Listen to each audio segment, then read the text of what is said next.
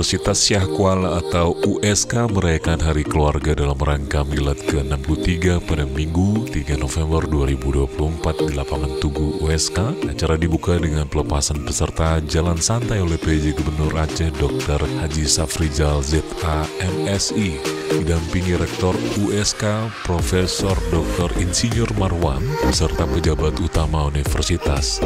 Setelah melepas peserta, PJ Gubernur, Rektor, dan rombongan turut bergabung dalam kegiatan jalan santai yang diikuti ribuan peserta dari keluarga besar USK. Acara berlanjut dengan pengundian hadiah menarik termasuk sepeda motor, sepeda listrik, sepeda dayung, serta berbagai hadiah lainnya.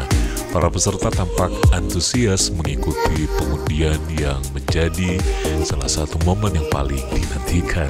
Setelah itu PJ Gubernur dan jajaran berkeliling meninjau stand kuliner yang disediakan di lapangan Tugu yang turut memeriahkan suasana dengan aneka sajian khas. Dalam sambutannya, PJ Gubernur Aceh Safrizal juga menjabat sebagai Ketua Majelis Wali Amanah USK, menyampaikan ucapan selamat kepada USK atas perayaan Hari Keluarga dalam rangka Milad ke-63 dan didampingi istrinya Hajah Safiati yang menegaskan peran penting USK sebagai kampus tertua dan terbesar di Aceh.